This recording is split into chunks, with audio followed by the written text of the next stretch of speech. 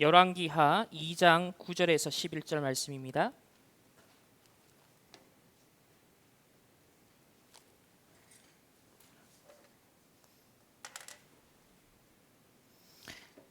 구약 성경 열왕기하 2장 9절에서 11절까지의 말씀,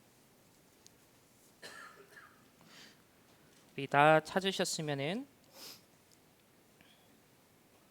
함께 한 목소리로 합독하시겠습니다.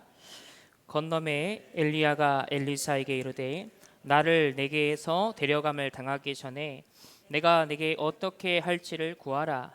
엘리사가 이르되 당신의 성령이 하시는 역사가 갑절이나 내게 있게 하소서 하는지라. 이르되 내가 어려운 일을 구하는도다. 그러나 나를 네게서 데려가시는 것을 네가 보면 그 일이 내게 이루어지려니와 그렇지 아니하면 이루어지지 아니하리라 하고 두 사람이 길을 가며 말하더니 불수레와 불말들이 두 사람을 갈라놓고 엘리야가 회오리 바람으로 하늘로 올라가더라.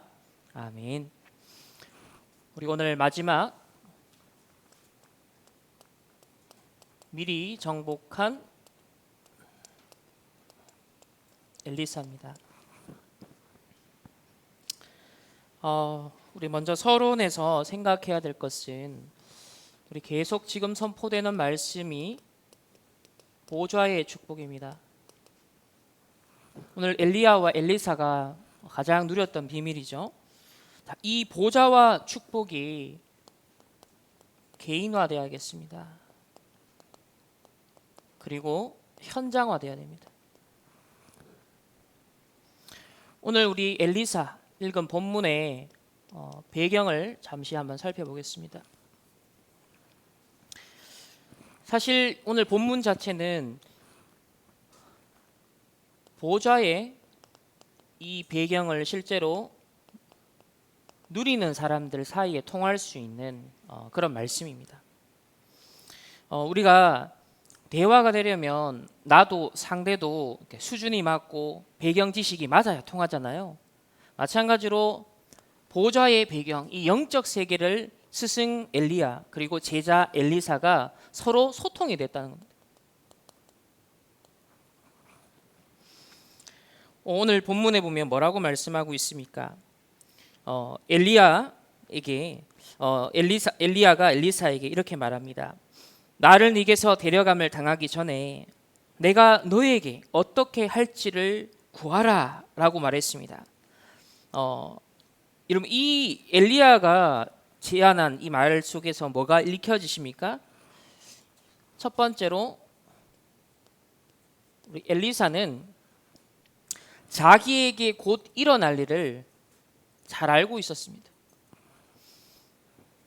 내가 네게서 데려감을 당하기 전에 엘리야는 자기를 알고 있었죠. 내가 어떻게 될 것인지. 미래에 대해서 분명히 알았다는 것입니다. 그리고 데려감을 당하기 전에 어떻게 해야 할지를 구하라 라는 것은 그의 제자에게 무엇을 전달하고 가야 될지도 알고 있었습니다.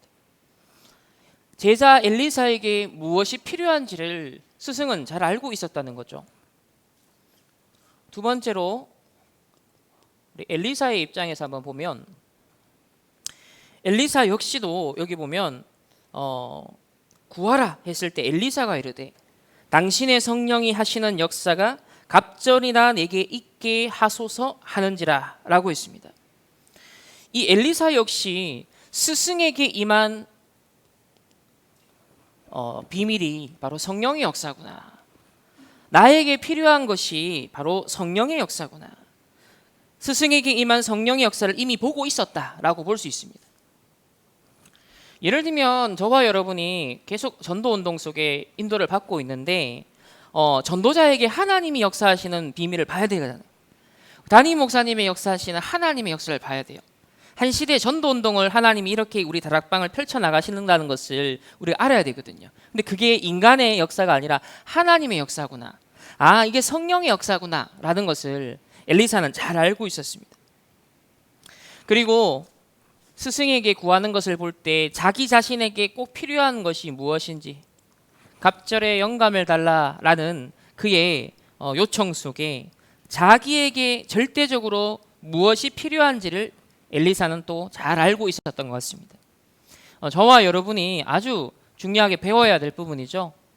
스승을 보면서 우리 선배 목사님들을 보면서 또 선배 중직자들을 보면서 또 우리 단체를 보면서 아, 하나님의 역사구나, 성령의 역사구나, 저 하나님의 성령의 역사가 나에게도 필요하구나, 그것을 엘리사는 눈치를 잘 챘다. 그래서 저는 이걸 보면서 센스가 다른 센스가 아니라 영적인 센스가 만점이었습니다.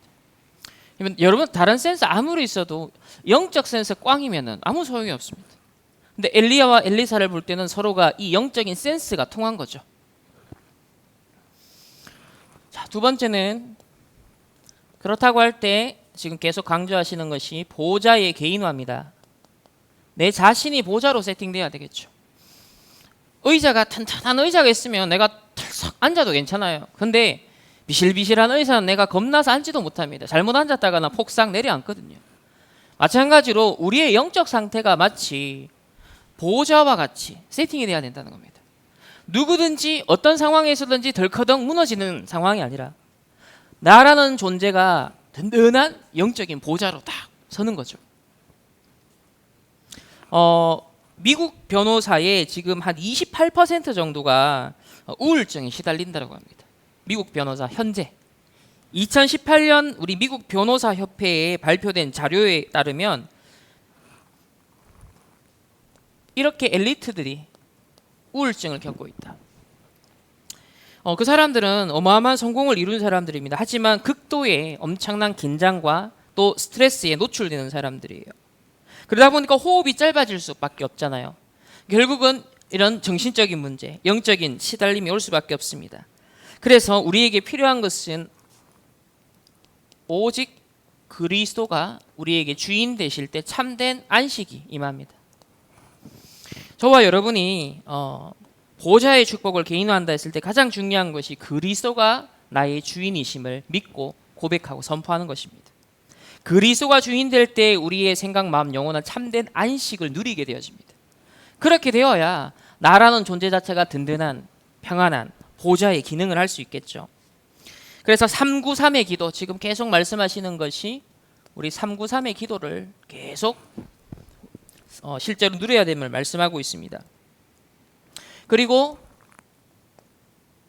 호흡의 중요성, 가능하면 긴 호흡을, 지금 예배 드리시면서도 여러분이 긴 호흡을 하면서 393의 기도를 누리시면서 흑암과 귀신과 더러운 악한 세력을 결박하면서 여러분들이 예배를 드리셔야 됩니다. 마태복음 11장 28절에 뭐라고 말씀합니까? 수고하고 무거운 짐진 자들아 다 내게로 오라, 내가 너희로 쉬게 하리라 라고 말씀합니다. 또 우리에게는 근본적인 즐거움이 있어야 됩니다. 사람에게 즐거움이 없다는 것은 그야말로 불행입니다. 그런데 무엇으로 여러분이 즐거울 수 있겠습니까?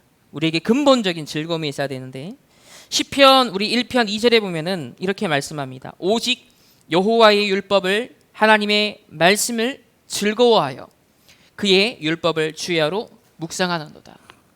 우리가 말씀을 묵상하는 시간, 393의 기도의 비밀을 누리는 시간, 이 시간이요 우리에게 가장 근본적인 즐거움을 주는 시간, 24 행복을 주는 비밀입니다. 그래야 내 개인이 든든한 보좌가 될 수 있겠죠. 우리 지금 계속 메모 24에 대한 말씀을 하고 있습니다. 여러분, 무엇으로 24 메모가 돼야 될까요? 하나님의 말씀으로. 그 말씀 잡고 기도하는 것으로 24 메모가 돼야 됩니다. 메모라는 것은 꼭 이 노트에 기록하는 것만이 메모가 아니라 그랬죠. 정확한 말씀을 우리가 잡고 있으면 그 말씀을 기준으로 내 감정도 내 생각도 모든 게 파생되어 나갑니다. 그걸 갖고 물고 꼬리에 물고 그죠? 근데 근심 걱정이 여러분을 사로잡으면 어떻게 되죠? 그 메모 24가 계속되는 거예요. 두려움이 계속 24 메모되는 거예요. 스트레스가 24 메모되는 거예요. 그럼 여러분 생각과 마음, 영혼, 육신 어떻게 되겠습니까? 당연히 병드는 겁니다. 여러분 뇌에도 사실은 이 우울증 문제도 그렇게 오는 거거든요. 그래서 우리에게 실제로 말씀과 기도, 그리고 여러분의 업, 학업, 여러분의 산업이 다 전도와 관계된 것이니까 여기에 대한 메모 24가 돼야 된다. 그래서 불신앙, 인본주의, 불평, 불만, 이거 24 되면은 사실은 자기를 파괴하는 것이죠. 어느 날 조용히 병들게 됩니다. 그래서 실제로 기도의 비밀을 누려야 된다. 실제로 기도의 능력이 저와 여러분이 필요합니다. 여러분, 세상 사람들이 왜 명상합니까? 기도의 필요성을 알기 때문인 거예요. 명상이 딱 기도잖아요. 나를 멈추는 시간, 휴식을 주는 시간, 집중하는 시간, 이게 있어야 내 정신이, 멘탈이 안 무너진다는 걸 알고 있는 거예요. 그러니까 불신자들도 깨닫고 있어요. 하물며 하나님의 사람이 이 기도의 비밀을, 기도의 능력을 모른다. 정말 이게 내게 필요하다라고 못 느낀다. 이거 실제로 내가 도전하지 않는다는 것은 어떤 면에서는 불신자보다도 지금 영적인 센스가 없는 거죠. 영적인 감각이 사실은 무뎌져 있는 겁니다. 정말 기도의 능력이 여러분 필요하다. 실제로 이 체험을 해야 되는데 마틴 루터가 500년 전에 종교개혁을 했습니다.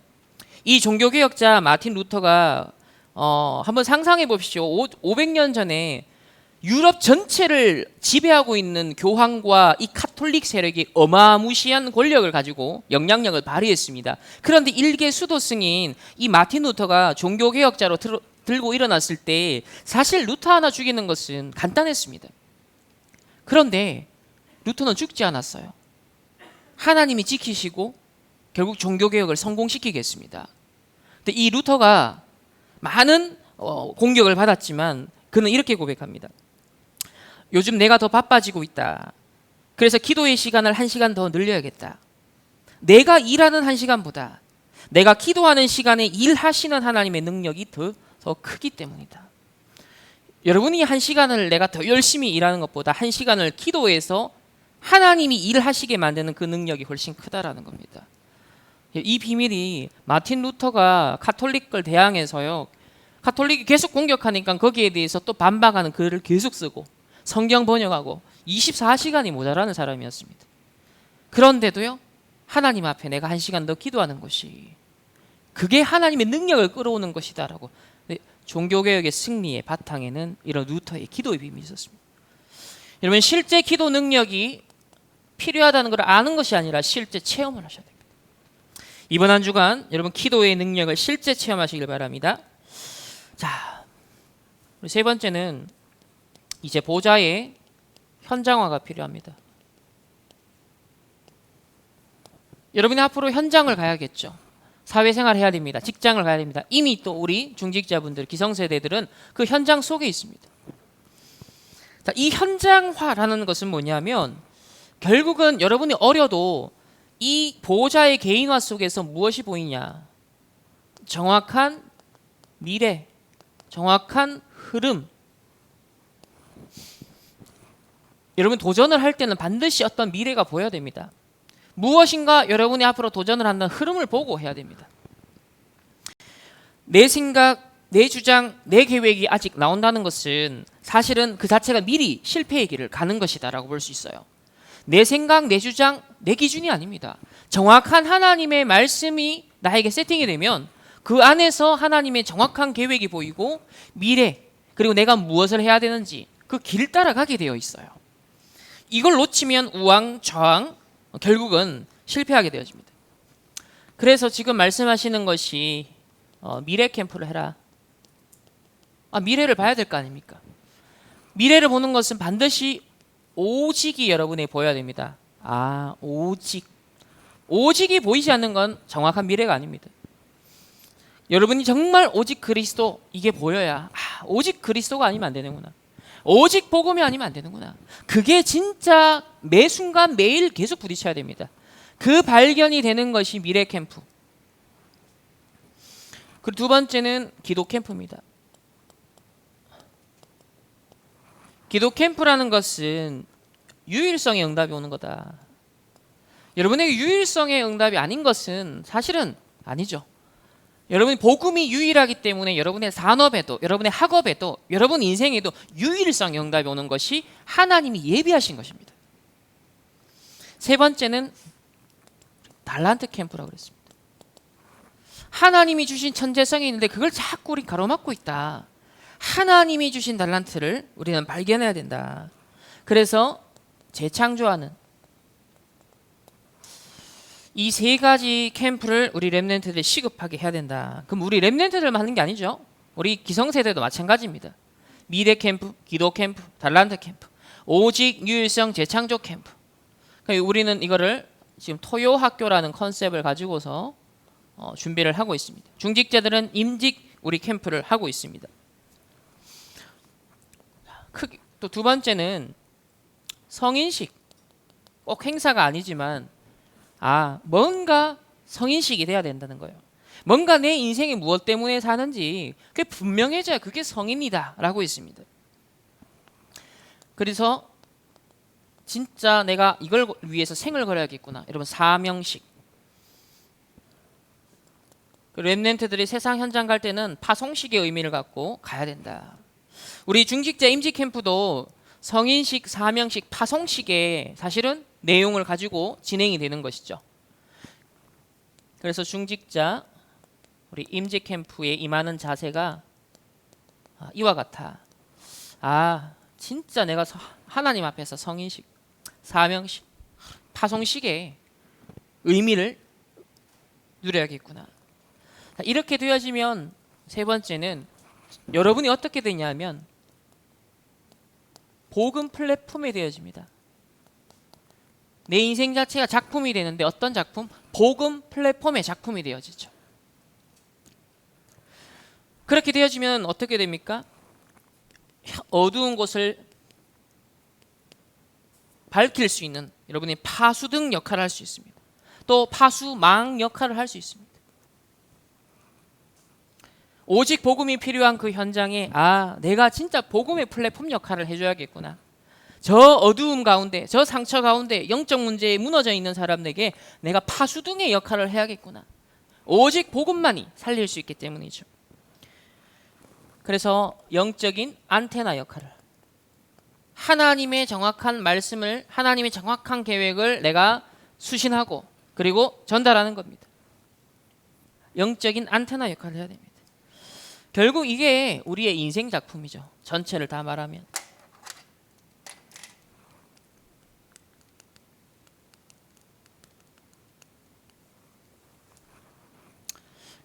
우리 보좌의 축복을 개인화하고 현장화한다라는 이것을 오늘 엘리야와 엘리사를 통하여서 우리가 함께 확인을 하고자 합니다.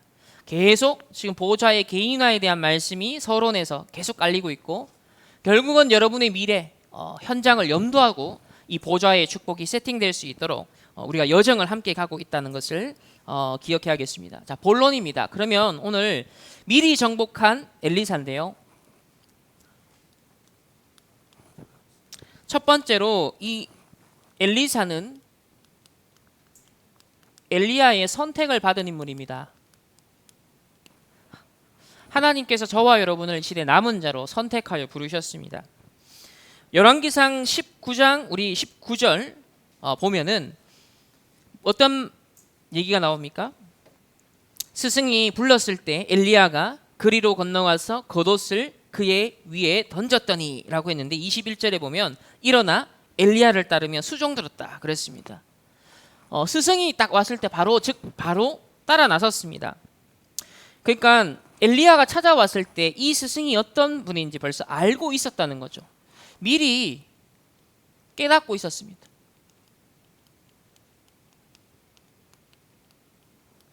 여러분에게 어떤 중요한 시간표가 오고 하나님이 여러분 부르시는 시간표가 오지만 그거를 당황되게 오는 게 아니라 미리 알고 있습니다.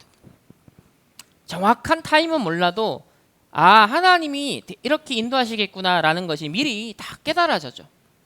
여러분이 지금 엘리야가 활동하고 있는 시대를 엘리사 입장에서 보고 있으면 진짜 흑암과의 영적 싸움이구나. 우리 스승은 이 성령께서 역사하셨구나. 내가 그렇다면 이 스승을 만난다면 무엇을 배워야 될까? 무엇을 진짜 개인화해야 될까? 무엇을 현장화해야 될까? 이 엘리사는 바로 알고 있었다는 거죠. 그래서 여러분이 같은 흐름을 타고 있으면 따라가는 자가 아니라 함께 가는 자가 됩니다. 여러분이 강단 말씀, 언약의 말씀을 따라가는 것도 중요합니다. 근데 더 중요한 것은 함께 가는 자가 되어야 됩니다. 벌써 하나님께서 정확하게 인도하시는 것에 대해서 같이 호흡을 하고 같이 손발을 맞추는, 그래서 지시를 해서 이렇게 내가 하는 것이 아니라 벌써 어떤 것을 윗사람이, 목사님이 여러분의 지시를 했다, 여러분의 심부름 시켰다, 그러면 그거를 벌써 예상하고 있어요. 그 정도로 같은 흐름을 타는 거죠. 정확한 말씀의 인도를 흐름을 타고 있으면 통합니다. 친한 친구도 통한다고 하는 것처럼 여러분이 진짜 영적인 센스가 있으면 반드시 통하게 되어 있어요. 그러면 미리 그 부분에 대해서 내가 메모를 하고 있겠죠. 그 부분에 대한 대비를 하고 있겠죠. 그러면 딱 시간표가 되어서 어떤 미션이 주어졌을 때는 그게 미리 하고 있었던 거기 때문에 어려운 게 아니에요. 같이 그냥 그 흐름에 호흡을 맞춰가는 거예요. 이런 영적인 센스가 있어야 된다. 그래서 이 엘리사 같은 경우는요, 벌써 부름 딱 받을 때 하나님의 천명이 뭔지를 알고 있었습니다. 하나님의 소원을 알고 있었다는 거죠.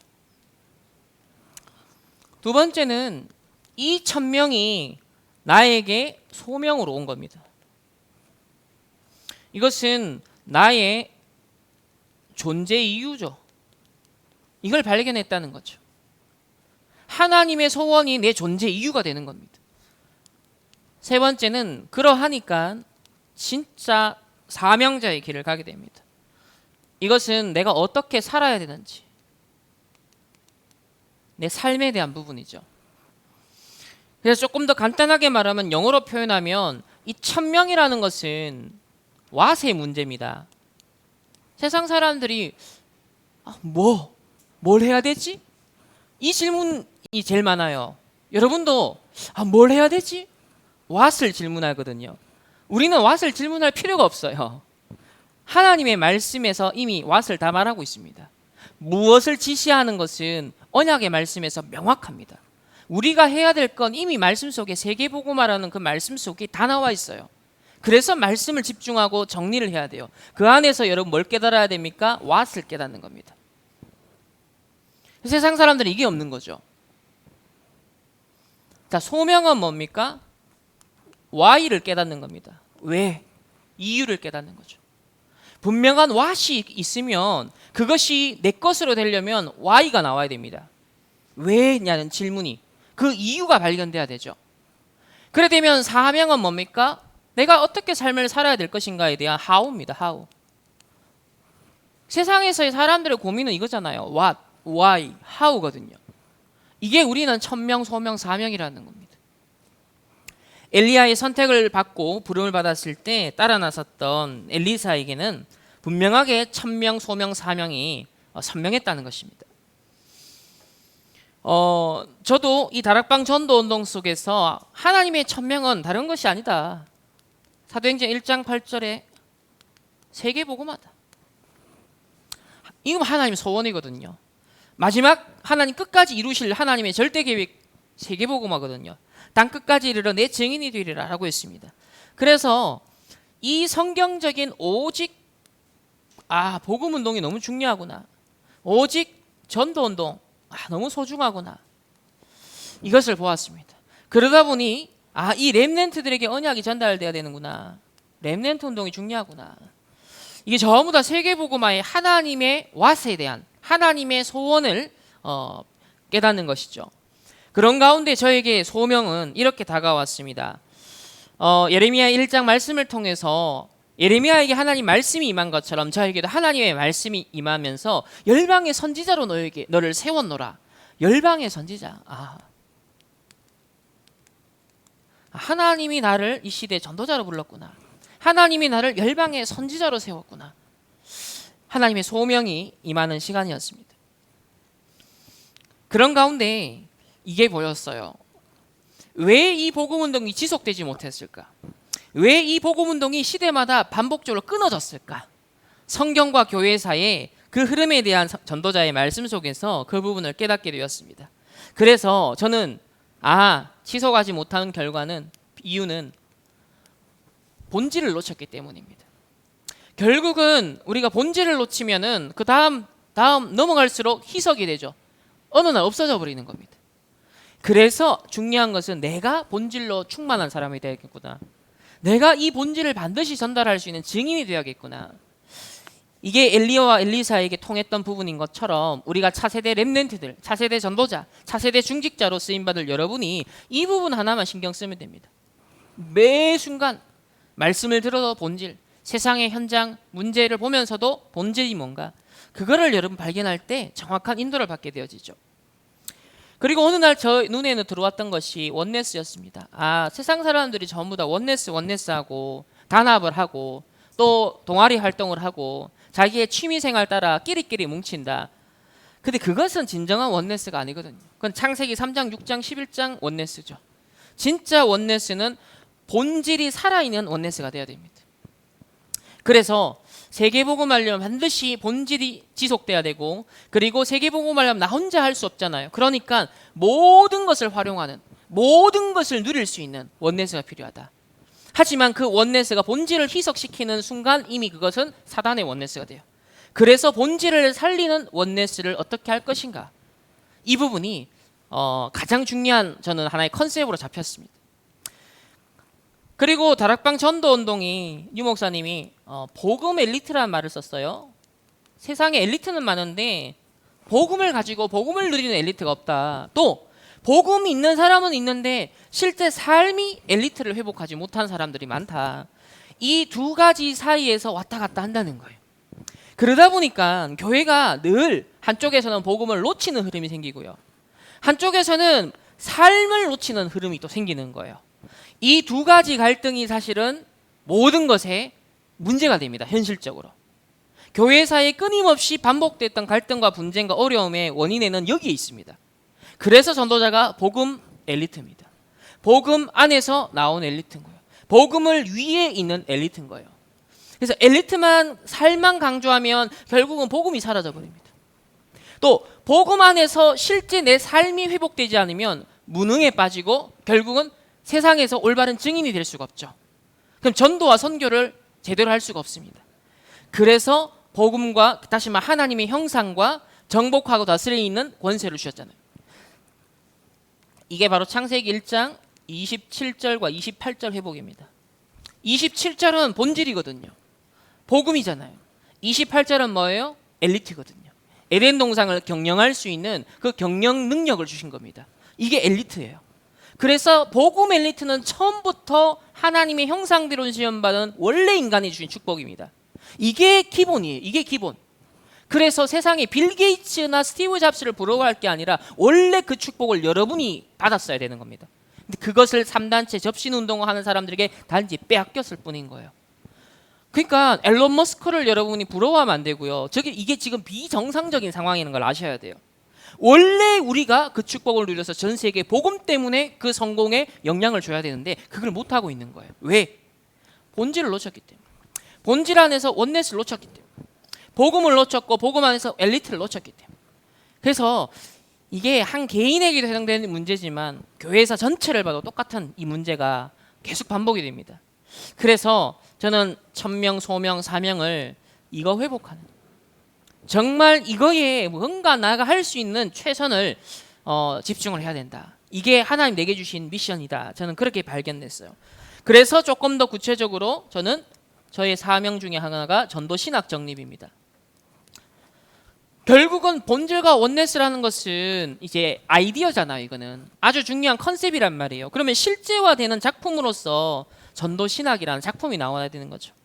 결국은 지속되게 하려면 이때까지 나온 언약의 복음의 말씀의 본질을 그대로 지키고 결국은 전달할 수 있는 형태가 되어야 되거든요. 그게 바로 전도 신학입니다.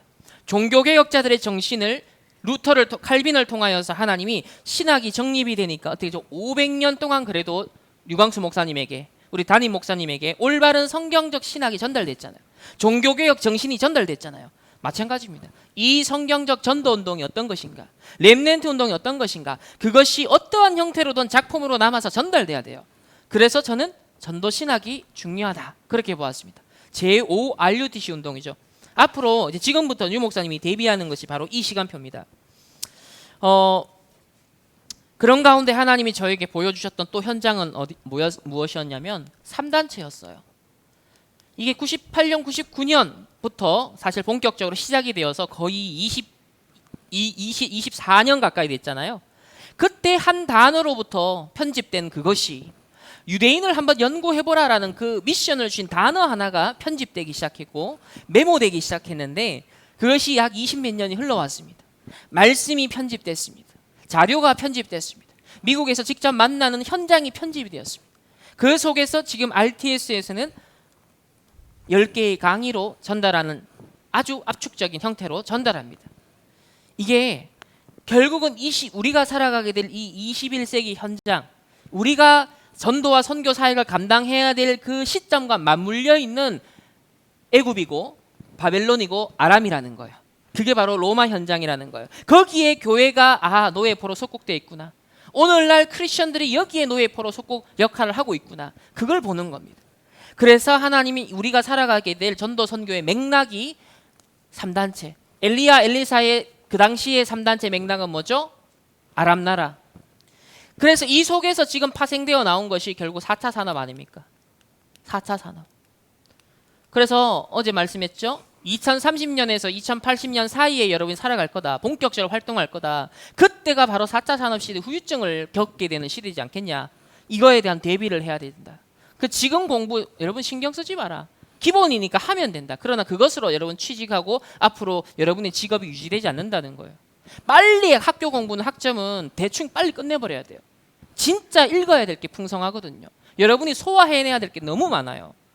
그 부분을 실제로 준비해야 됩니다. 그러려고 하니 여러분 정확한 흐름을 볼 수 있어야 되죠. 정확한 미래가 보여지는 만큼 그 부분에 있어서 파고 들어갈 수 있는 겁니다. 그래서 여러분 집중하셔야 돼요.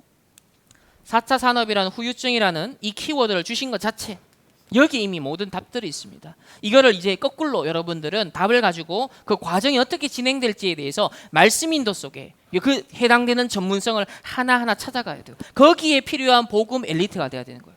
여러분이 살아가게 될 2030년에서 80년 사이의 그 시대적 맥락에서 필요한 복음 엘리트의 역할이 뭐냐는 거예요.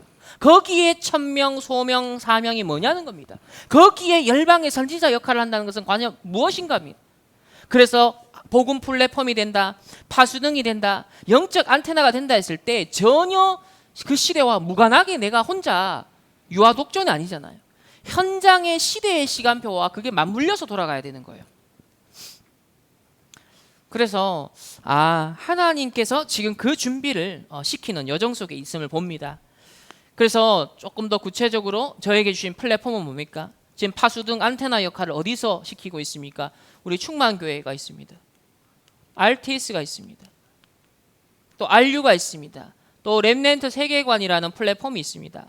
자, 이런 등등을 통해서 또 이번에 세계대학교 전문별 모임 신학 파트와 인문학 파트, 철학하고 미학하고 이런 친구들, 자, 전문별 모임. 자, 이렇게 또 청신이 있습니다.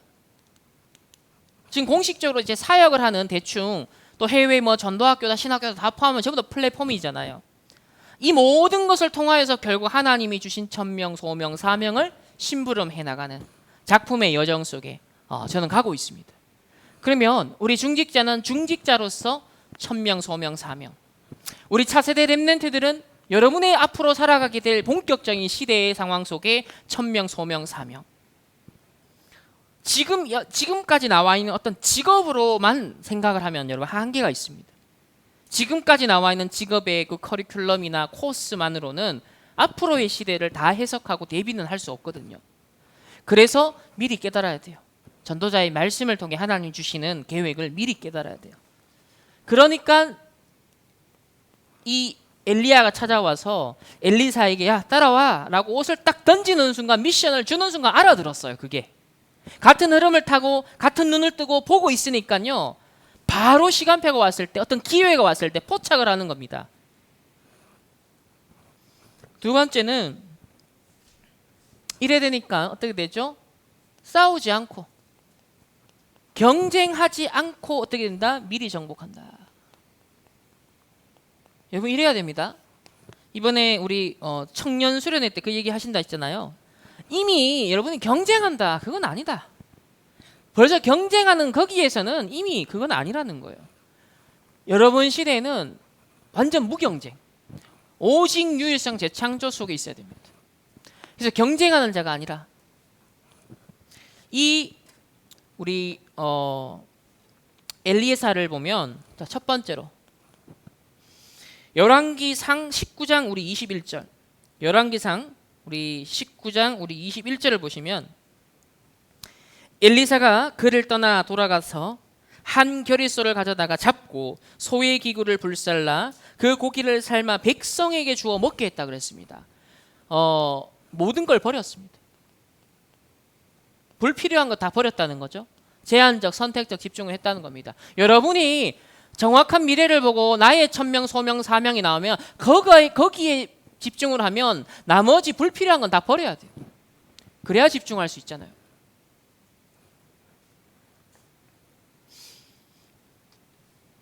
그래서 결단이 중요합니다. 이 결단도 내가 그냥 마음먹은 결단은 지속이 안 돼요.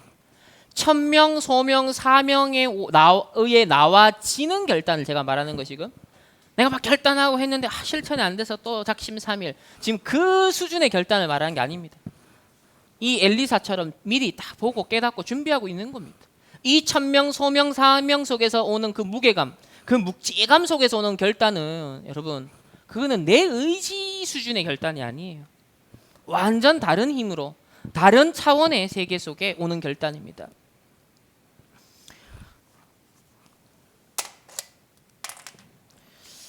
우리 두 번째는 이제 영적인 정복을 준비해야 된다.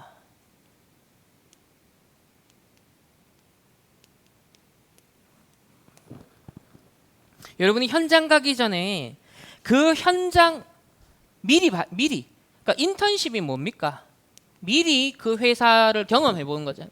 미리 그 분야를 경험해 보는 게 인턴십의 중요한 의미고 목적이란 말이에요. 마찬가지로 여러분이 앞으로 시대를 보면 여러분 직장인이 아니에요. 선교사로 가야 되는 겁니다. 전부 다 영적으로 정신적으로 앞으로 문제 오는 사람이 주위에 널려 있을 거기 때문에, 그래서 영적 의사로 가야 돼요. 내가 선교사로 가는 것이 본업입니다. 여러분이 현장에 전도자로 가야 되는 것이 그게 본업이라니까요. 그래서 그 분야, 그 현장의 흐름을 쭉 보면서 이렇게 앞으로 이 분야에 종사하는 사람들은 이런 특유의 영적 문제가 나타나겠구나. 이 분야에 종사하는 사람은 이런 특유의 정신적인 문제가 나타나겠구나. 그게 벌써 분석이 딱 돼 있어야 돼요. 무슨 말인지 아시겠죠? 그래서 거기에 대한 벌써 기도가 담기는 겁니다. 내가 가가 회사 겨우 적응하고 이게 아니라니까요. 벌써 여러분이 가게 될 분야와 앞으로 미래에 대한 답이 딱 있으면 그 시대의 공통적인 흐름이 있고, 그리고 어떤 분야에 따라서 조금 더 구체적이고 파생되는 독특한 흐름이 있단 말이에요. 그러면 거기에 대해서 미리 이 분야의 전문인들의 이 생각들, 이런 또라이적인 생각들을 할 수밖에 없겠구나. 예를 들면 형사는 계속 의심의 눈초리로 모든 걸 보게 된다 했잖아요. 그러면 교회 와도 그 생활을 그래야 한다는 거예요. 뭐든지 봐도 의심부터 한다는 거예요. 그게 그 사람의 영적 문제라는 거예요. 그러면 앞으로 4차 산업시대와 지금 코로나 비대면이 장기화되는 시대 속에 학습 격차가 계속 생겨나고 아이들의 문해력은 계속 떨어지고, 이런 것들이 앞으로 10년이 무르익으면 어떻게 될 것 같습니다. 넷플릭스를 비롯해서 전 세계 사람들이 홀로의 빈 시간에 계속 그냥 멍하게 뇌는 멈춰져 가고 있습니다. 그게 계속 가중되면 어떻게 될 것 같아요? 거기에 따르는 후유증을 여러분이 정확하게 분석을 해야 돼요. 그러면 그 분야마다 차이는 있겠지만 이게 벌써 미리 영적인 정복을 준비하는 거예요. 거기에 대한 벌써 현장에 대한 정확한 이해를 갖고 기도를 딱 하는 거죠. 거기에 필요한 능력을 기르는 겁니다. 그래서 엘리사는 무엇을 구했냐면요, 두 몫을 구했습니다. 나에게 갑절의 영감을 달라. 이걸 구한 건 욕심이 아니잖아요. 필요한 현장을 본 겁니다. 엘리야 시대보다 자기가 살아가게 될 시대는 더 성령의 역사가 필요한 시대를 본 거죠. 더 하나님의 역사가 필요하다는 것을 엘리사는 본 겁니다. 그래서 갑절의 영감.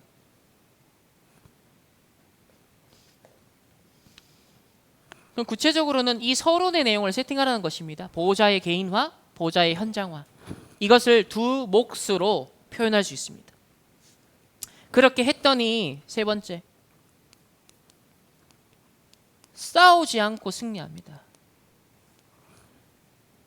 여러분이 영적으로 힘이 미리 딱 가지고 있으면 싸우지 않고 아람 나라를 정복하는 거예요.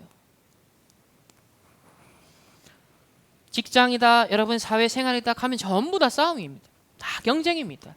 권모술수의 현장입니다. 전부 다 자기를 위해 살아가기 때문에, 물질을 위해, 성공을 위해 살아가기 때문에 무슨 힘으로 여러분 견디고 무슨 힘으로 이기겠습니까? 똑같이 인본주의 있으면 되겠습니까? 절대로 여러분은 그걸로 당해낼 수가 없습니다. 아람 나라를 꺾는 비밀, 여러분이 정복하는 비밀은 그 현장의 영적인 파수꾼이 돼야 됩니다. 영적으로 먼저 강한 자를 결박하는 비밀이 있는 자여야만 되는 겁니다. 먼저 강한 자를 결박해야만 그 세간을 강탈할 수 있기 때문에, 이걸 얼마만큼 미리 보고 미리 내가 힘을 딱 갖추느냐. 그래서 보호자의 개인화, 보호자의 현장화. 세 번째는 실제 이제 정복입니다. 여기는 이제 미리 정복이죠. 실제 정복의 시간표가 오는데 이게 바로 도단성 운동입니다. 우리 도단성, 우리 그 PPT를 한번 띄워보세요.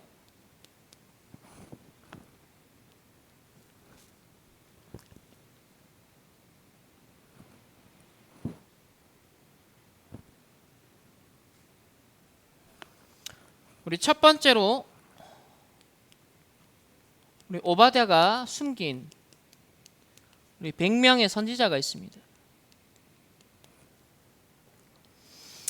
이것은 우리 1000명, 소명, 사명을 깨달은 이제 중직자 역할이 얼마나 중요한지를 말해주고 있죠. 오바댜가 엘리야의 제자면서 또 아합 왕의 제자였습니다. 이 중직자 역할 완전 복음 엘리트입니다. 본질과 원네스의 비밀을 가진 사람이었죠.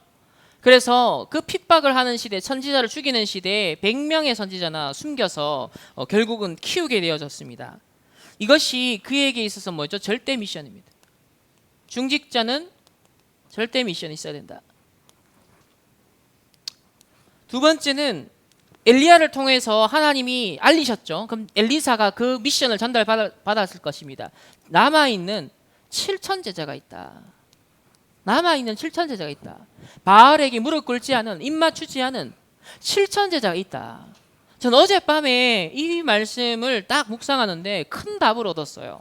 뭐냐면, 그렇지, 오바다를 통해서 숨겨진 100명의 선지자가 있고, 자, 엘리야는 갔어요. 그러면 이 100명의 선지자를 누가 맡았겠습니까? 엘리사가 맡았겠죠. 그러면 7,000명이 현장에 남아있다. 이 100명과 7,000 사이에 뭐가 지금 발견되시죠? 뭐가 나와요? 정확하게 100명의 선지자가 각각 70명씩 맡으면 7,000명이 나오는 거예요. 그러면 무슨 미션을 줬겠습니까? 각 선지자들에게, 야, 현장에 하나님이 예비한 뭘 찾아라? 70명씩 제자 찾아라는 겁니다. 70인 제자. 하나님이 100명의 선지자를 통해서 각각 100지역에서 70명의 제자를 찾은 거예요. 전제는 하나님이 7,000명을 예비했다는 전제 속에, 그러니까 하나님이 작정을 이루는 그 시간표 속에 70명이 있다는 겁니다. 그럼 우리에게 시사하는 바 지금 메시지 똑같죠. 여러분, 지역을 그려라. 현장을 미리 그려라. 내가 가게 될 어떤 분야를 놓고 또 시대의 흐름을 보면서 미리 정복의 그림을 그려라. 그리는 순간 하나님 역사한다. 하나님 7천 제자가 있다. 그래서 최소한 이렇게 100개 지역을 이 엘리사는 순회하면서 70명이 찾아진 100개 지역에 있는 이 선지자들의 거점들을 순회하면서 사역을 한 겁니다. 북이스라엘 전역에 혹은 남유다 지역까지도 좀 갔을 수 있어요. 그래서 순회 사역을 약 100군데 도는 거죠. 이 엘리사의 사역 같은 경우는요. 그러면 이 지도를 제가 잠시 보여드린 이유는 뭐냐면, 자, 그 당시에 남유다, 이쪽이 이제 북이스라엘이에요. 도단이 여기 있습니다. 도단의 위치가 전체로 뻗어나가는 데 있어서 가장 중심지 역할을 하기에 아주 유리한 지역입니다. 그리고 이 다메섹과 아랍나라죠. 이 통로를 통해 들어온단 말이에요. 다메섹과 여 밑에 이집트입니다. 이 사이에 무역 상로가 바로 이 길을 타고 흐르고 있고 도단을 통과하고 있습니다. 그러면 세 번째로 이 도단성 운동이라는 것은 어떤 의미가 있습니까? 가장 중요한 거점입니다. 어쩌면 여러 이 100군데의 선지자들이 흩어져 있는 이 100지역 가운데 가장 중심 센터가 있는 지역이 아마 도단이었을 것이다. 가장 핵심 지역이었을 것이다. 실제로 이 도단이라는 곳은요, 사마리아, 여기 보면 사마리아 있죠. 요 사마리아에서 북동쪽으로 19km, 요 거리가 19km입니다. 19km 정도 되어지고요. 여기가 이제 사마리아가 이제 수도란 말이에요. 이 북이스라엘에서 수도예요. 가까이에 있죠. 그리고 북쪽으로나 남쪽으로나 이게 가장 뻗어나가기에 좋은 지점이었고, 그리고 이미 과거에 요셉이 그 형들에 의해서 노예로 팔려서 이집트로 가게 되어지는 이 흐름 여기서 팔립니다. 도단에서 요셉이 팔려요. 그래서 이집트로 끌려가거든요. 이쪽 방향으로. 그러니까 무역이나 이런 상업로가 만들어진 곳이었기 때문에 상인들이 이용하는 그런 길목이었다. 그 말은 뭘 말하죠? 복음이 전파되는 데 있어서 선지자가 활동하는 데 있어서 가장 좋은 교통의 위치가 확보되어 있는 겁니다. 그래서 생각하건대 도단성은 여기가 가장 중심지였을 것이다. 그래서 이걸 거점으로 해서 100군데를 파고든 겁니다. 그래서 7천제자 하나님이 찾아내게 하셨던 거예요. 그 중에 오늘 아랍나라가 쳐들어왔을 때 여기에 도단성이 있을 때거든요. 그러면서 그 신학생에게 눈을 열어주잖아요. 영적인 눈을 열어주잖아요. 아랍나라가 막 애워쌌을 때. 그러니까 이 아랍나라가 쳐들어와서 분명히 그 잘 닦여진 길을 따라 왔겠죠. 바로 여기까지 쳐들어왔던 겁니다. 아랍나라의 군대가.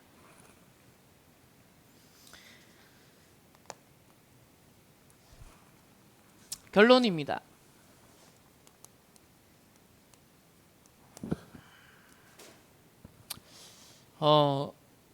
여러분이 부모님과 선생님의 말을 존중해야 됩니다. 하지만 뭘 잡아야 되냐면 하나님의 말씀을 잡아야 돼요.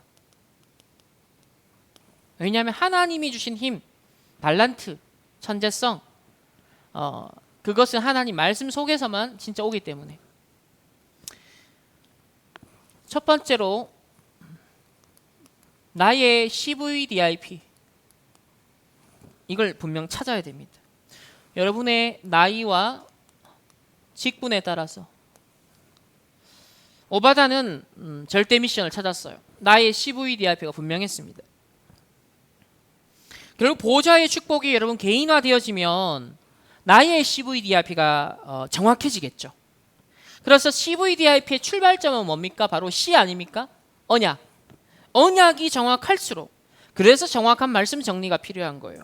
왜 지금 계속 메모 24를 말합니까? 정확한 말씀의 흐름이 내게 정리되어야 비전이 정확해져요. 언약이 내게 말씀이 정확하게 정리 안 돼 있으면 어떤 상황이 오면 비전이 발견이 안 돼요. 암울해지죠. 이건 비전은 뭐라 그랬습니까? 그 시대 문제를 보고 하나님이 이걸 원하는구나, 이걸 깨달아요. 근데 언약이 정확하지 않고 말씀이 정확하지 않으면 어떤 상황, 문제, 갈등 생기면 빠져버려요. 거기에 그냥 휩쓸려 버려요. 똑같이 문제에 그냥 당해버리는 거예요. 그러니까 비전으로 주신 건데, 요셉이 형들이 어렵게 만들고 자기를 팔았을 때 비전을 확실하게 본 거예요. 하나님 세계복음화를 위해서 나를 불렀는데 진짜 가정가문 내가 확실하게 살려야겠구나, 이렇게 깨달았어요. 근데 언약이 확실하자면 어떻게 되죠? 상처가 되겠죠. 전부 다 문제가 되고 갈등이 되겠죠. 그래서 VDIP가 전체 다 살아나려면 여러분은 뭐가 확고해야 되냐면 언약이 확고해야 됩니다. 그게 정확하면 정확할수록 모든 상황에 오는 그것을 비전화시킬 수 있는 거예요. 그래야 내 꿈이 정확해지는 거예요. 내가 이것 때문에 도전해야겠구나라는 내 꿈이 딱 정확해지는 거예요. 자, 이렇게 되면 우리 결론해 주신 겁니다. All, 모든 것이 CVDIP 돼야 된다. 현장, 여러분 보호자의 현장화입니다. 보호자의 개인화가 되어지면 결국 보호자의 현장화가 되어지는데 모든 것이 CVDIP로 누리는 사람이 되는 거예요. 그러니까 모든 것 속에 언약을 잡아요. 모든 사람들 속에서 비전을 발견해요. 문제가 심각한 사람일수록 영적 문제 일으키는 사람, 그런 사람일수록 비전을 내가 더 뚜렷하게 확실하게 발견하게 되는 거죠. 왜? 그 사람을 위한 내가 플랫폼 역할을 해야겠구나. 내가 그 사람을 위한 복음 파수등 역할을 해야겠구나.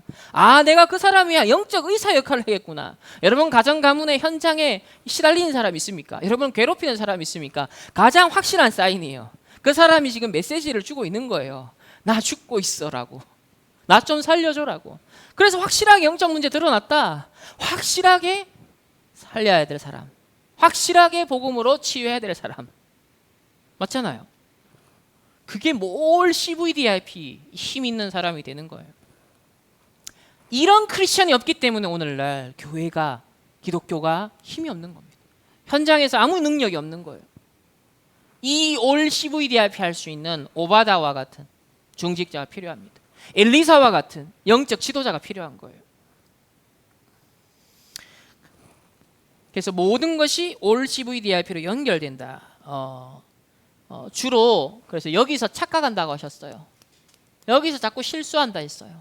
이상한 사람, 자꾸 안 맞는 사람, 자꾸 영적 문제 있는 사람, 자꾸 문제 일으키는 사람, 보통 그게 싫고 짜증나고 열받고 똑같이 욕하거나 아니면 똑같이 정죄하거나 그럴 거 아닙니까? 그런데 엘리사나 이런 오바다 같은 사람들은 그 속에서 모든 것을 CVDIP화할 수 있는 보호자의 현장화를 할 수 있었다는 거예요. 그래서 지난주 메시지 속에도 어느 편에 서느냐가 되게 중요합니다.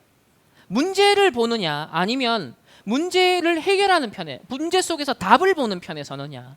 문제만 보면 여기서 탈락. 맞잖아요. 문제는 누구나 보이는 거니까. 누구에게나 문제는 보이잖아요. 확실한 문제 가진 사람이면.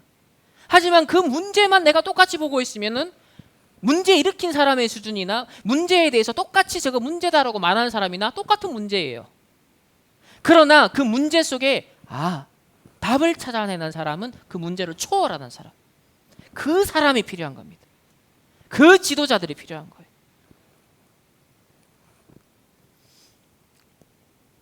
이래 되면 감사와 여유가 생기죠. 그래야 진짜 살릴 수 있는 전도자가 되겠죠. 결국 세 번째는 all in입니다. all out이고 all change입니다. 여러분이 반드시 이 시간표가 온다. 여러분이 all in 한 것에 all out이 됩니다. 무엇을 쌓았느냐, 무슨 단을 쌓았느냐, 반드시 결과가 나옵니다. all out이 되겠죠. 그리고 all change. 나중에 놀랄 것이다. 여러분이 세계를 정복하는 자리에 있게 될 것이다. 미리 정복해야 된다. 여러분 메시지가 내 것이 될 때까지 반복해서 들으라 그랬습니다. 반복해서 정리하라 그랬습니다. 그러니까 공부를 어떤 문제가 안 풀려요. 그럼 공부 못하는 아들 특징이 뭐예요? 에라이 미리 그냥 포기를 해봅니다. 근데 공부 잘하는 애들 특징이 뭐예요? 그걸 반드시 뚫어냅니다. 문제가 어렵다고 해서 그걸 피하지 않아요. 문제가 해결될 때까지 반복해서 그 문제를 풀어보면 너무 쉬워지죠. 마찬가지로 메시지 한 번 듣고 이해 안 된다 아닙니다. 이해될 때까지 들어야 돼요. 이해될 때까지 정리해야 돼요. 왜? 하나님의 계획은 이미 정해져 있기 때문에. 가나안 정복으로 가는 게 정해져 있잖아요. 그 길로 가야지. 그 길이 광야가 어렵다라고 딴 길로 가면 그건 실패 망하는 길이에요. 아무리 어려워도 어디로 가야 돼요? 가나안 땅 가야 돼요. 그게 천명입니다. 그게 내가 가져야 될 소명이에요. 내가 생을 걸어야 될 사명이에요. 그때 all in 한 것이 all out, all change 되게 되어 있습니다. 결국 세계를 정복하는 자리에 있게 되어진다. 그래서 메시지가 어려운 게 아니라 내 상태가 황폐하다는 겁니다. 그 말씀이 나에게 꿀송이와 같이 달도록 나의 영적 상태를 회복해야 됩니다. 그때까지 듣고 그때까지 집중하고 그때까지 올인해야 돼요. 그 길마고는 다른 길이 없어요. 안 그러면 빨리 천국 가야 돼요. 결국 광야에서 40년 동안 장례식이 계속되었습니다. 이렇게 전 세계 렘넌트들이 보호자의 개인화, 보호자의 현장화된 렘넌트들이 곳곳에서 각 분야마다 일어나면 어떻게 될까요? 2, 3, 7, 5천 정도 곳곳에서 일어나면 어떻게 될까요? 보세요.